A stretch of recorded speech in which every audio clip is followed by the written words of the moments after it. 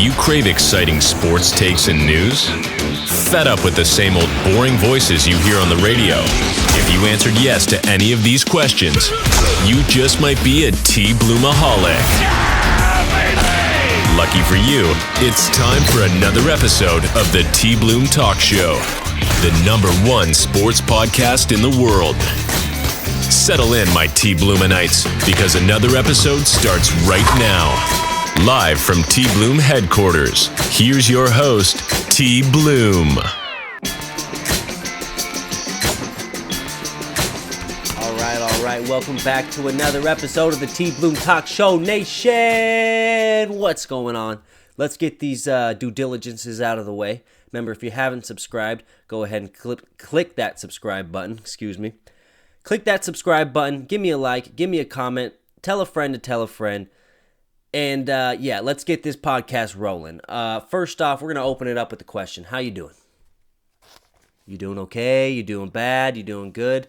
Regardless of your answer, your day's about to get a lot better right now, as TBloom's going to take you through the whole Week 13 Sunday football and break down exactly what the hell we just saw. I mean, a lot of games that went the way we thought they would. A lot of games that went the way that TBloom didn't really anticipate. Let's start it off right now. We're going to go down to Chicago, talk about what happened in Green Bay, or with Green Bay in Chicago versus the Bears. Started off with the stat line. Aaron Rodgers, 18 for 31, 1 TD, and 182 yards. Not by any means a Aaron Rodgers performance that's going to stand out in the books, right? He's had much, much better stat lines than that. But they end up getting the win 28-19.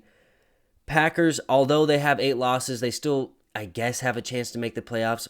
We'll get into that in a second. A.J. Dillon, 18 carries, 93 yards, and a TD. Christian Watson, 3 receptions, 48 yards and a TD. 1 carry for 46 yards and a TD. That was a clutch run, end-around sweep to pretty much seal the deal, bring the Packers a W. On the other side of the ball, we got Justin Fields, who had 6 carries, 71 yards, and a TD. He went 20 for 25 in the passing for 254 yards, but 2 interceptions and 1 interception that cost him pretty much the game and gave Aaron Rodgers the ball back.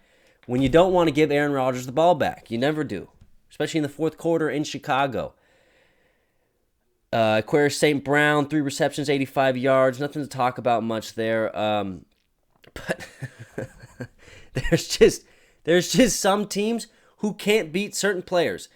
The Bears just seem like they cannot beat Aaron Rodgers. And it's so funny because if there was a year for the Bears to beat Aaron Rodgers and to show some dominance towards, for all those years that the Packers have ran into Soldier Field and dominated, you'd think it'd be this year, the year that the Packers are absolutely struggling. But no, absolutely not.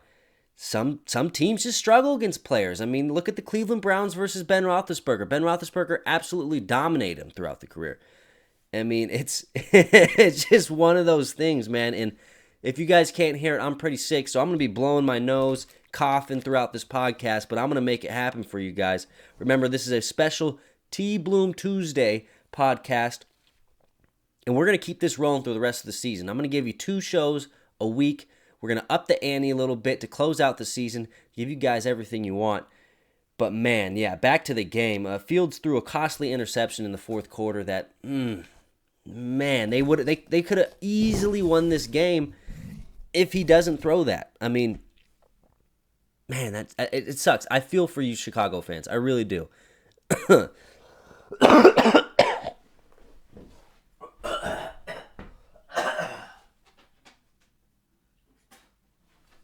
Jesus Christy.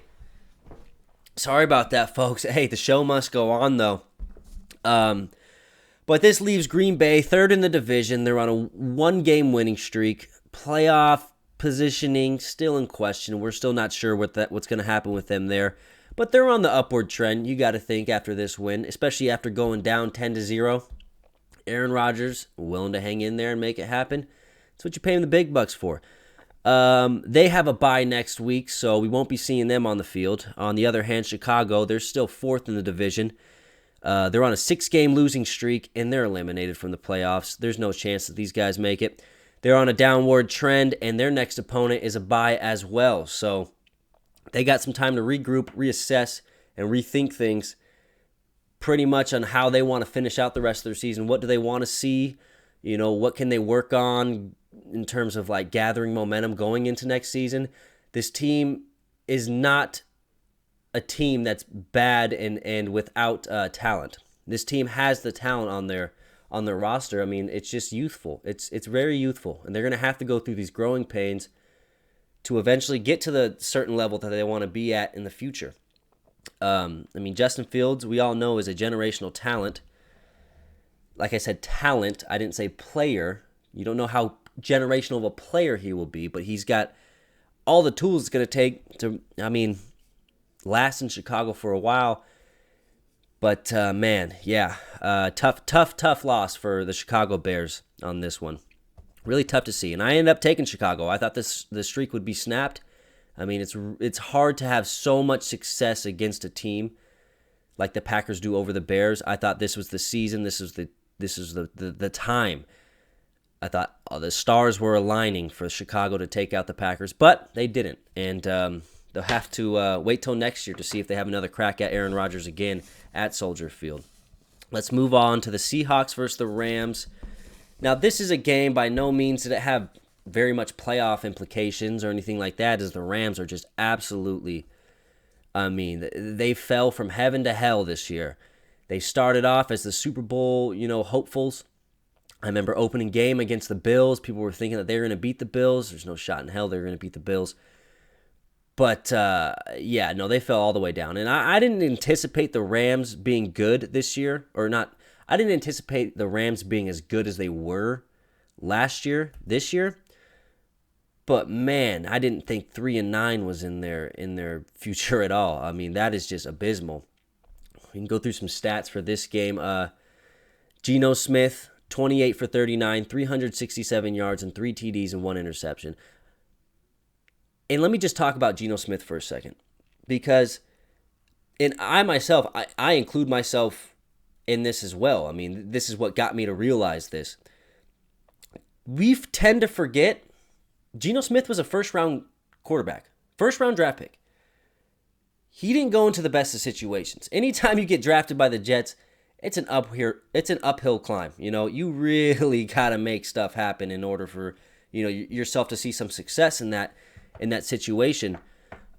Zach Wilson's feeling that pressure right now, although he's, I don't know. Mike White's playing good. We'll get to that in later on. But what Geno Smith is doing right now with Seattle is absolutely remarkable. And I hate to admit it because I can't stand the Seahawks. I really cannot. So shout out Geno Smith. He's doing absolute wonders for that team. And it's so ironic to see him doing great and then Russell Wilson just absolutely shitting his pants over there in Denver. Now, a couple more stats. Tyler Lockett, 9 receptions, 128 yards, and a TD. That guy's pretty good. On the other side of the ball, the Rams, Wolford, 14 for 26, 178 yards, and 2 interceptions. He's not by any means threatening to take over Matthew Stafford's position. Although right before this podcast, we did have breaking news that Baker Mayfield has just been signed by the Los Angeles Rams. Interesting choice to do that, considering why. There's no way they're thinking playoffs, right? There's certainly no way the Rams are thinking, hey, we need a quarterback to come in while Matthew Stafford's on IR to lead us to a potential playoff win. So this leads me to believe that, hey, they're trying him out for backup. There's no way that he's going to be the starter towards the future or anything like that. They're trying him out to be the backup. I like the signing overall because, Wolford is just not it, and you need some kind of guy who's got some kind of potential behind him and some kind of life. You got to bring some life to the offense. So, overall, it's an interesting move. A lot of questions arising from it, but yeah, Baker Mayfield to the Rams. Cam Akers, 17 carries, 60 yards, and 2 TDs. He had a pretty decent game. Seahawks rush defense is still not that good, but they held Cam Akers to 60 yards. So who knows? After this game, Seahawks win 27-23. Seahawks improved to 7-5. Los Angeles improves to 3-9. The Seahawks are now just second in the division, just one game out of that 49er lead. They're on a one-game winning streak. They're seventh seed in the playoffs. Their trend, I say they stay about even. Everyone expected them to beat the Rams. Beating the Rams, I mean, it's nothing impressive at this point in the season. Their next opponent will be the Panthers, a very winnable game by all means. So look for the Seattle team to start developing momentum going into the late stretch of the season. On the other side, you got the Rams, who are fourth in the division. They're on the 6-game losing streak. Playoffs, not applicable. That's a tough word. Their trend, they're about the same trend. We know who they are. They're not good. Their next opponent will be Las Vegas, who we will talk about in just a sec.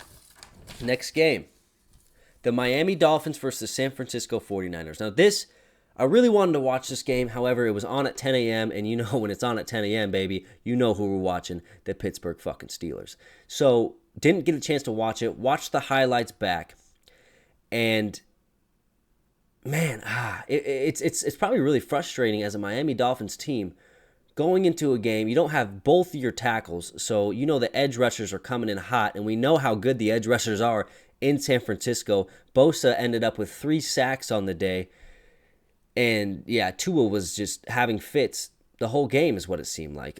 He made some costly mistakes. During the game, there was a couple drops by the Miami receivers. That kind of, specifically the Gesicki one where he had the helmet, bobble on the sideline. That was a really costly drop because that was a clutch part of the game. Miami still had a chance to come through, take the lead, and Gesicki just could not pull it in. And then on the other side of the ball for the Niners, I mean, Jimmy G goes out with a broken leg. I mean, Jesus Christ, if there's any team in the league who doesn't have good luck with quarterbacks, it's the goddamn San Francisco 49ers. For whatever reason, they just go through them like clockwork, Jimmy G, he goes out with a broken leg, but then Brock Purdy comes in, and man, that boy's got a purdy ball, don't he? Just couldn't help myself by saying that. But no, Brock Purdy came in and played a lot better than expected. He came in, did what he needed to do to keep the team in the game. Didn't try to force nothing. Didn't try to be Superman by any means. And he did enough to win the game ultimately. And I think he did enough to make him the starter going on. He earned another start. There were reports that San Francisco was going to be targeting Baker Mayfield or something like that. Obviously, they ended up not doing that because the Rams got him. But there looks like the San Francisco 49ers are going to roll with Brock Purdy. And, man, San Francisco, they were looking like, to me, the number one team in the NFC, which we're going to get to the number one team in the NFC later. You guys already know who I'm talking about and why I'm talking about him. But, man, Brock Purdy coming in, he's got a chance to really put pressure not only on Trey Lance, because if he comes in and he has a successful run with these guys, I mean, I guess you still have to go Trey Lance, but he could make it a very interesting offseason, to say the least. And he's got a ton of weapons around him to make all that happen. Kyle Shanahan does a good job, regardless of what quarterback you are, giving yourself, a ton of plays to make it happen. I mean, the guy's an offensive genius, and we all know that. Overall, the 49ers defense held strong against a juggernaut offense in Miami. I mean, opening play, right? Tua, straight gun on a slant to number 14 on the Miami Dolphins. I forget his name. Opening touchdown, 74 yards. Boom. They held strong, relaxed, stayed in the game, made some great plays on defense, and held in there. Some stats: Tua Tagovailoa, 295 yards, 2 TDs, and 2 interceptions. Tyreek Hill, 9 receptions, 145 yards, and a TD. T. Hill still doing big things. Like I said, Bosa with 3 sacks. Christian McCaffrey, 66 rushing yards, 80 reception yards, 8 catches, and a TD. The man can do it all. After this game, Miami moves into second place in the AFC East, just one game out of that lead against Buffalo. They're on a one-game losing streak. They're in 6th seed in the playoffs, and they're trending evenly for me. I'm going with an even trend. I mean, losing to the Niners, even though the Jimmy G went out, it's not like It's not like, you lost to the Niners. You lost to one of the best teams in the league, and you had a chance to win the game. So I'm not going to downtrend you for that by any means. Their next opponent will be the LA Chargers, who could... The LA Chargers, they're fucking juggernauts. They're so stupid, though. That they remind me of, like, the dumb jock. Like, so capable of being elite in every level, but just stupid. Just fucking stupid. So that'll be an interesting game. On the other side of the ball, San Francisco is still first in the division. They're on a 5-game winning streak. They are third in the playoffs if the season ended today. And their trend, for me, it's got to go down. Guys, you don't lose Jimmy G, your starting quarterback, your guy who's been there, done that, went back, did it again, all this hoopla. You don't lose that guy and trend upwards. At least not yet. Not saying Purdy can't do it, but you got to think that they're going to lose a level of play after losing their go-to guy in Jimmy G. Their next opponent will be Tampa Bay. They should take care of that one, but you never know with Brady after last night's game. He took care of business.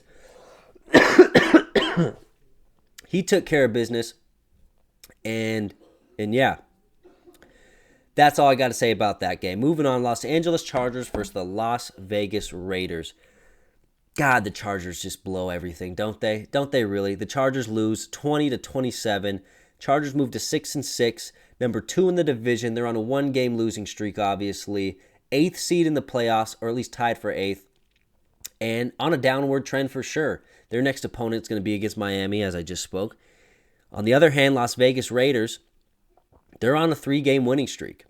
This Vegas team is so like right on schedule for the Vegas Raiders to start. Oh, we suck in the beginning of the season. We suck. Oh, we're figuring it out. And they're on a 3-game winning streak now, making a playoff push towards the end of the season. They're third place in the division. They're tied for the 10th seed in the playoffs. They're on an upward trend, obviously, because they just took out a division opponent, 3-game win streak. They're playing the best ball that they have all season. Their next opponent would be the Rams. Look for them to fly through that and create this 3-game winning streak into a 4-game winning streak very easily.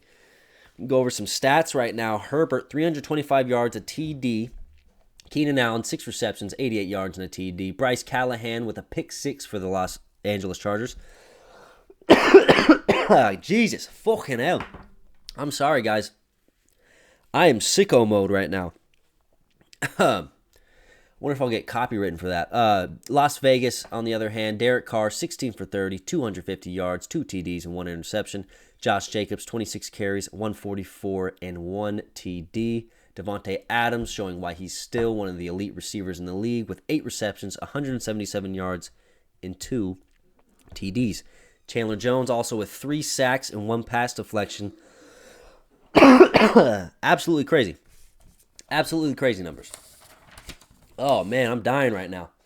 We're going to keep pushing. All right, Cleveland versus the Houston Texans. I'm not going to spend too much time on this. Deshaun Watson's return game, 12 for 22, 131 yards, and an interception.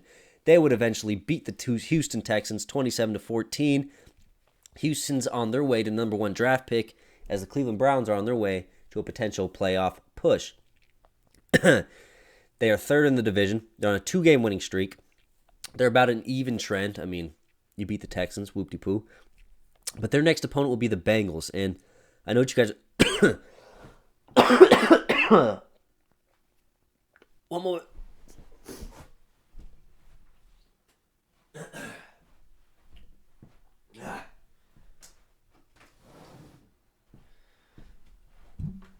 Whew. Okay. Their next opponent will be the Cincinnati Bengals. And I know what you're thinking. Bengals just came off a win against, KC. We'll talk about that later. So the Bengals are obviously going to win this. Wrong. That's not how it works in the AFC North. Any team can beat any team at any week. So look for that to be a good game. We're going to move on. Denver Broncos versus the Baltimore Ravens. The story of this game isn't the game at all. The story of this game is Lamar Jackson going down with a sprained PCL.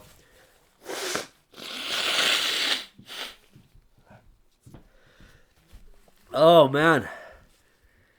Yikes. Okay. Lamar Jackson going down with a sprained PCL. And, yeah, just, that's never good, Lamar Jackson, he is their offense, essentially. Tyler Huntley would come in and eventually win the game, get the game-winning touchdown towards the end of regulation. Russell, let's ride Wilson, just ain't making it happen right now. Ain't making it happen right now.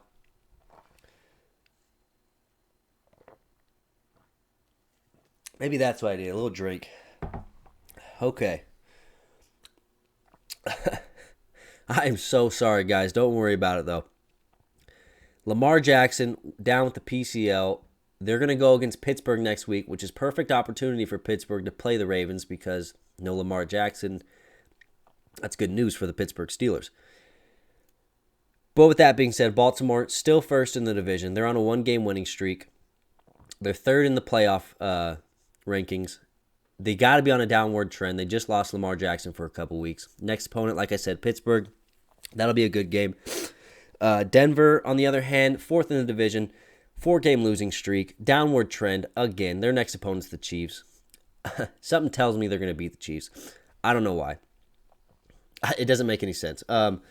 They're pretty much thinking, damn, we wasted so much money on a guy named Russell Wilson who's not doing shit for us. That's all I got to say about that game. The next game, though, Pittsburgh versus Atlanta. Pittsburgh would win 19-16. It's a good year. Pittsburgh moves to 5-7. Atlanta to 5-8. Some stats. Kenny Pickett, 16 for 28, 197 yards and a TD. Najee Harris, 17 carries, 86 yards. Really, really good game for Najee. Probably his best game of the season. Or one of his best games of the season. Which isn't saying much because we've struggled to run the ball for a majority of the season. Except for the past 4 games, we've actually gotten something going. On the other hand, Mariota, 13 for 24, 167 yards, a TD, and a pick that sealed the deal late in the game. Oh, my God. Pick that sealed the deal late in the game. And, yeah. Atlanta, they moved to second in the division, which I don't know how at 5-8. That division's trash, the NFC South. Only 2 games out behind Tampa Bay. So they still got a decent shot. They're on a 2-game losing streak. Playoff seeding, we're not going to worry about that for them right now. They're on a downward trend, though. Their next opponent will be the Saints. That'll be a tough game. Always is. On the other side, Pittsburgh, fourth in the division. 2-game winning streak. A 2-game winning streak. We're not going to talk about playoff positioning right now. They still have a chance. We're going to make our playoff push, but right now we won't talk about it. Upward trend in next week against the Ravens, which we will win. You believe me. Okay. Next game, Tennessee Titans versus the Philadelphia Eagles. Now, Charles, if you're listening, I'm sorry, right? I'm sorry. I predicted Tennessee to win. I've continued to slander the Philadelphia Eagles name constantly throughout this whole season. And I apologize. And Charles, I just want to say something. So if you're listening, listen good. The Philadelphia Eagles are the number 1 team in the NFL. I said it. They're playing like it. They just took out one of the AFC's, not mid, but, one of the AFC's better coached teams in the division or conference. And they did it just absolutely with ease. I mean, Jalen Hurts, 29 for 39, 380 for 3 TDs and 1 rushing TD. A.J. Brown, 8 receptions, 119 yards and 2 TDs. Devontae Smith, 5 receptions, 102 yards and a TD. I mean, it's just absolutely ridiculous.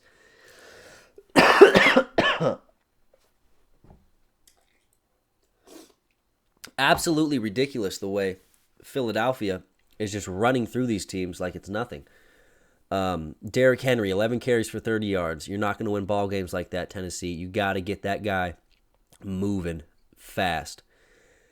Although they lost, Tennessee 7-5, they're still number 1 in the division. They're on a 2-game losing streak. In the playoffs, are the 4th seed, but they're on a downward trend, you got to think.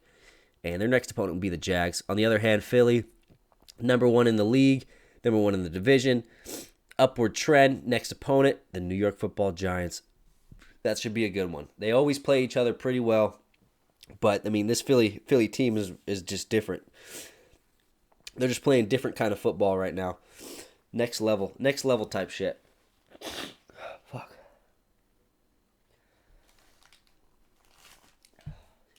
Christ.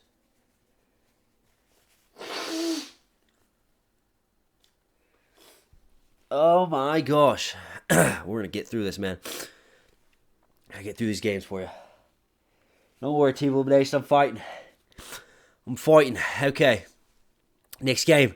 Washington Commanders and the New York Giants. This game ended in a fucking tie.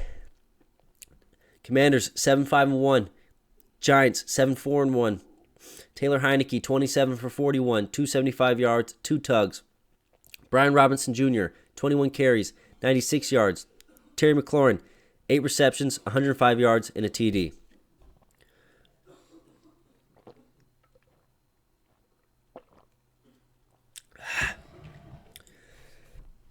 Jesus Christ. All right. Where was I at? Okay, Giants. Daniel Jones, 25 for 31, 200 yards, a TD, 12 carries, 71 yards. That guy's revitalizing his career by the fucking game. Saquon Barkley, 18 carries, 63 yards, and a TD. Darius Slayton, 6 receptions, 90 yards. Commanders, 4th in the division. They're on a streak of 1 tie. They're the 8th seed in the playoffs.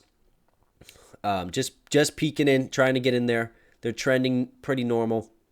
Can't go up or down with the tie. They have a bye, and then they'll have another crack at the Giants the very next week after that. Giants, 3rd in the division. They just tied. They're the 7th seed. They're trending up. They play the Eagles, and then they come back, and then they play the fucking Commanders again. This was a great game.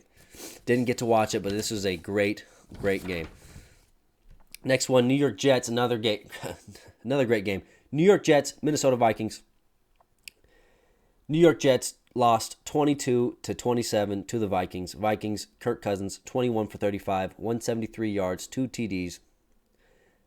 1 TD. Dalvin Cook, 20 carries, 86 yards, 1 TD. Justin Jefferson, 7 receptions, 45 yards, and a TD. Very interesting to throw the ball 35 times and only have 173 yards. You don't see it all the time. Mike White, 31 for 57, 369 yards, and 2 interceptions. Now, they had a chance to really, really fucking take over this game late in the game. They had a goal line. It was 1st and goal for like 2 yards, and they could not punch it in. They ended up going 4 and out. Vikings ended up getting the ball back on the goal line, giving it back to the Jets, who had another crack at it, and they still couldn't do it. Tough way to lose, but the Jets, they play people so tough. It's not even close. Zonovan Knight, 15 carries, 90 yards. Garrett Wilson, 8 receptions, 162 yards. Vikings are 3rd in the division. They're on a Jets are on a 3rd in the division, 1-game losing streak. They're the 7th seed in the AFC. We're coming for that. Their trending is medium, and their next game, fucking Buffalo Bills. That should be a good one. On the other hand, you got the Minnesota Vikings, 1st in the division, 2-game winning streak. 2nd seed in the playoffs. They're trending up. You got to think. They beat the Jets. Beating a lot of teams that you never thought they would.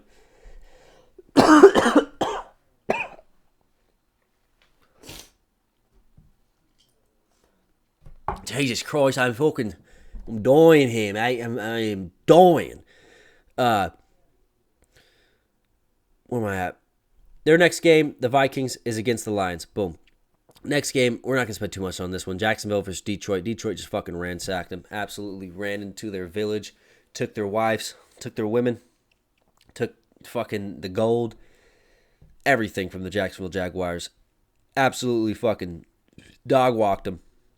Jared Goff, 31 for 41. 340 yards, 2 TDs. DeAndre Swift, 14 carries, 62 yards and a TD. Amon-Ra St. Brown, 11 receptions, 114 yards and 2 TDs. They remain 2nd in the division. They're on a 1-game winning streak. They're trending upwards. They're going against the Vikings next week, as we just mentioned. And guess fucking what? The Detroit Lions are favored to beat the Minnesota Vikings next week. That's insane. I don't know if I agree with it, but if the Vegas is making this claim that they're the fucking favorites, there's got to be some merit to it. You got to really think that, hey, there's some reason why they're doing that. This team must be good. What's next? We got T-Law for the Jacksonville Jaguars, 17 for 31, 179 yards and a TD. A little scared during this game. He went down with a Leg injury, came back. He's good, though. Christian Kirk, 6 receptions, 104 yards. They're third in the division on a 1-game losing streak. They're trending down, and their next game is going to be against the Titans. So we'll see how that all fucking plays out. Now, this game, probably the game of the fucking week, not even close. Kansas City Chiefs versus the Cincinnati Bengals. Kansas City 24, Cincinnati 27. Kansas City loses for the third time. I repeat, the third time in 2022 against the Bengals.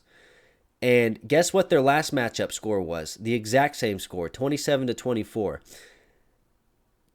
You know, I've never been one to use the word kryptonite, but the Bengals just might be the kryptonite to Patty Mahomes.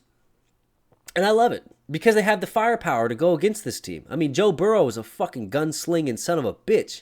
If this was 1865, he'd have 2 fucking guns on his hip, and he'd be known as the fucking what do they call that? Slinging fucking when you. He might be that guy. You know what I mean? The fucking cowboy. Holy fuck! I am dying right now, guys. I feel like I'm getting sicker as I talk. Where were we? Okay, Patty Mahomes, 16 for 27, 223 yards, 1 TD and 1 rushing TD. You should look up that rushing TD if you haven't seen it. The dude went Air Jordan over the goal line like a fucking G. Isaiah Pacheco, 14 carries, 66 yards, 1 TD. Travis Kelce, 4 receptions, 56 yards, and that's it.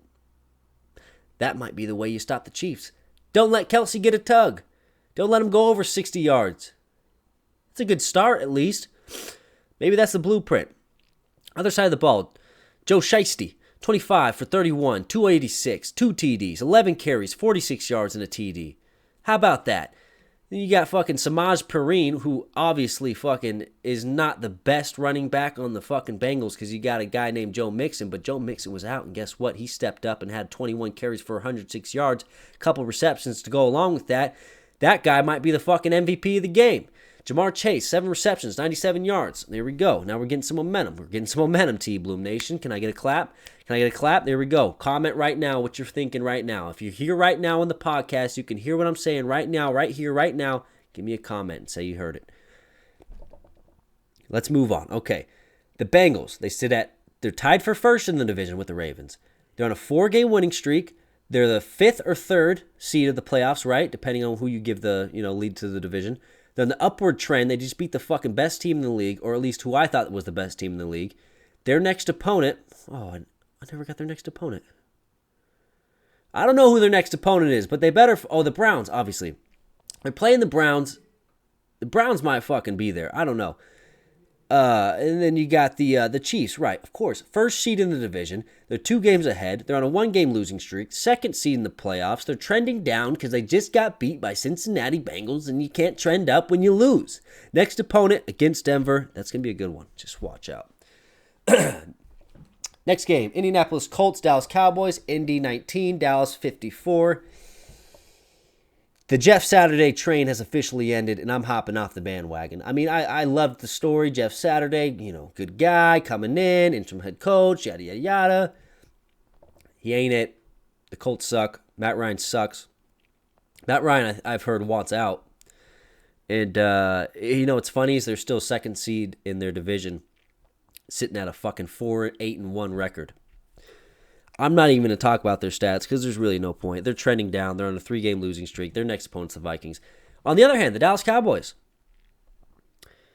I can't stand them, right? I mean, why would I? Why would I be able to stand the Cowboys? Can anybody stand the Dallas Cowboys who's not a Cowboy fan? Is that a thing? Because I don't think it's a thing. Dak Prescott, 20 for 30, 170 yards, 3 tugs, and an interception. Tony Pollard, 12 carries, 91 yards, and 2 TDs. CeeDee Lamb, 5 receptions, 71 yards, and a TD. And one of those plays, he rolled over the guy.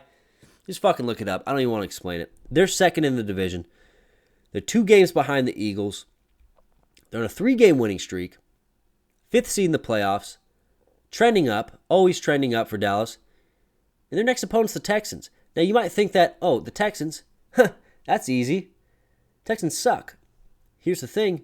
They both live in Texas. Dallas, Texas, and fucking Houston, Texas. It's the Battle of Texas right there. You know how big fucking Texas is? Me neither, but it's fucking big enough to where these teams want to fucking win and have the championship of the state. So we'll see. There's no chance in hell that the Texans win, though. That's all the games, folks. Man, I am fucking dying right here. I really wanted this to be, a little bit more choppy, a little bit more of a conversation-esque. My throat's killing me. I'm coughing. I'm flopping. I'm glad I can give you guys a TBloom talk show on a goddamn Tuesday. It's TBloom Tuesday, and I gave it to you. If you guys remember, like, subscribe, retweet, reshare, tell a friend, to tell a friend, fucking roll the TBloom talk show up in a blunt and smoke it and then fucking send it to your grandma that's 3 fucking hours across the country. I don't know. Make it happen. We need the subscribers. Thank you for tuning in. I'm your host, TBloom, and as always, I will be back Friday for my picks of the Week 14 NFL season. And with that being said, sayonara, Scouts. I'm out.